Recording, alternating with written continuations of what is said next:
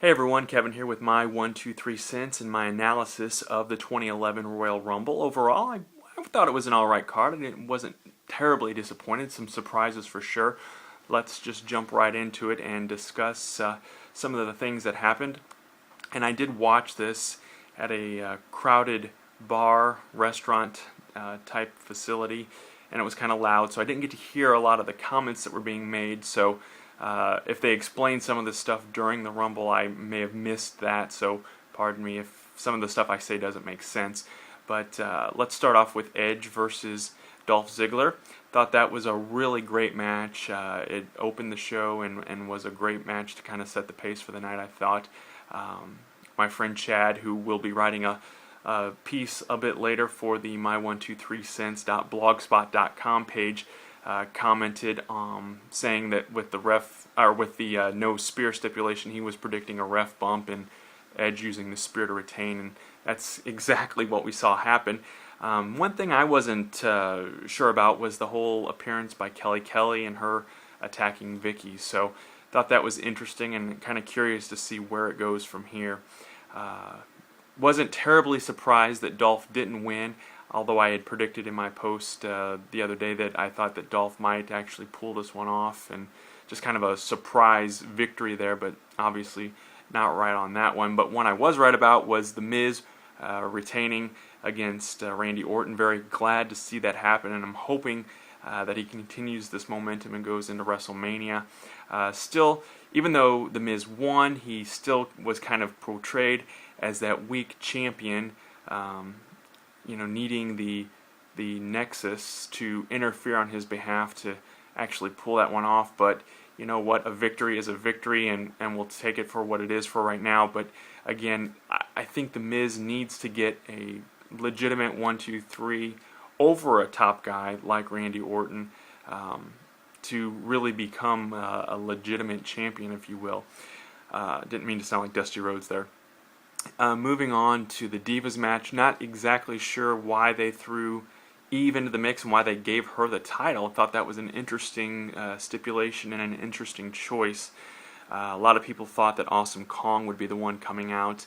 I was a little surprised when it wasn't her or Beth Phoenix for that matter, and surprised that they saw to see them take the title off of Natalya. Really liked her as champion and wished that they would have kept her with the title, and that double sharpshooter was a very interesting move, to say the least. A lot of people at the restaurant popped for that as well. The Rumble itself, probably one of the biggest pops was the whole parkour move by John Morrison when he was tossed over the top rope and landed on the barrier and pulled himself up. And I was a little nervous. I was afraid he wasn't going to be able to pull that off, but that was very impressive. The Twitter universe also lit up in support of that, so it was very cool to see him pull that move off. Other comments from the Rumble, just from a common sense standpoint, one thing I didn't understand when the Nexus was in the ring and had eliminated everybody, and the next guy would come running down to the ring and jump in there and just really get beat up and tossed over the top rope.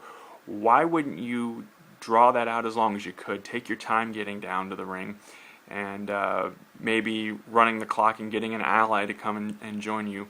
Just, one of those little continuity things. Also, Hornswoggle being in the event, wasn't a big fan of that at all. I don't think it added anything to the attraction at all, and actually kind of took away, I think, a little bit from it, especially when we could have had some really a matchup we had never seen before with Kofi Kingston and John Cena. Would have been a little more interesting to see those two go at it than to have to kind of worry with Hornswoggle being in there and what was going on with him. Sheamus gets the Wrestler of the Night award from my friend Chad, who said whoever got rid of Hornswoggle was going to get that award. So we kind of jokingly award Sheamus the Wrestler of the Night for the Royal Rumble.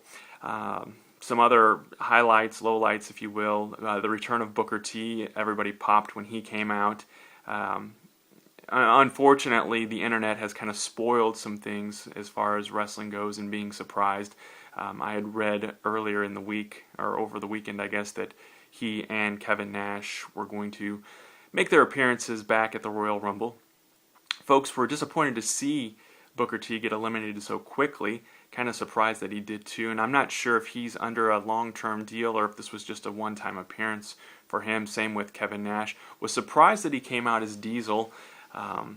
It was interesting though, and the other thing I found interesting was that Wade Barrett was the one to eliminate him. And just a couple weeks ago, I saw a shoot video with Kevin Nash and with X-Pac, Sean Waltman, kind of going off on Wade Barrett. So I thought it was interesting, and I'm glad that Wade Barrett did get that little moral victory, I guess, if you will.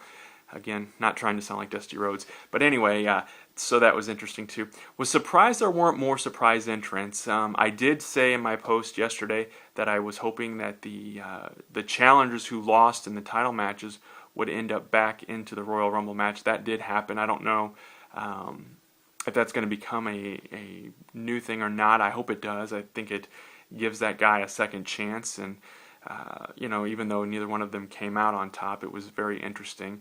I like the way they ended with Santino rolling back in. It was kind of unexpected, although a lot of people were like, Santino wasn't eliminated, and I was texting throughout the Rumble as well, so I had looked down at some points and had missed that he hadn't been eliminated, so that was very interesting.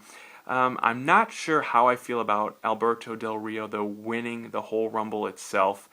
We'll have to wait and see. I don't see him yet, anyway, as a main event world champion contender. They've got 63 days, as we saw from the marquee, to make that happen. So I'll be curious to see what kind of push he gets and who he ends up picking. One would think that with The Miz eliminating Cena, we'll get a Cena-Miz match of some sort, whether The Miz is still the champion or not. Also, Kevin Nash or Diesel, if he's under a long-term deal or even a short-term deal, kind of that stare down with the Big Show as the Big Show was coming out, leads me to think that we may see more of those two as well. And I'm not going to say whether that's a good thing or a bad thing. I was really hoping and kind of disappointed that Christian wasn't in the Rumble. When Edge used the Unprettier to defeat Dolph Ziggler, I really thought we were going to see the return of Christian and him win the Rumble, which would, of course, perhaps set up an Edge Christian at WrestleMania, which I think would have more marquee value, quite honestly, than an Alberto Del Rio versus Edge match, but time will tell.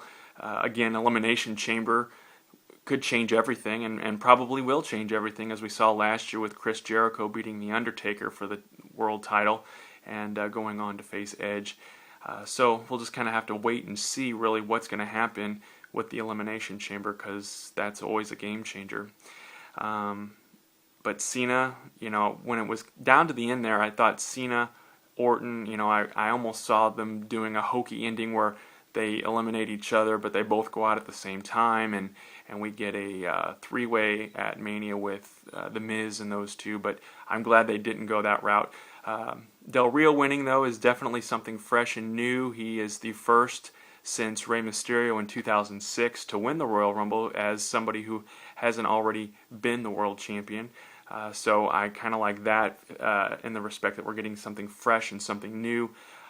But on the other hand, is he ready? We'll have to just wait and see, I guess. So that's my 1, 2, 3 cents. I'll be curious to hear what yours is. Thanks for watching.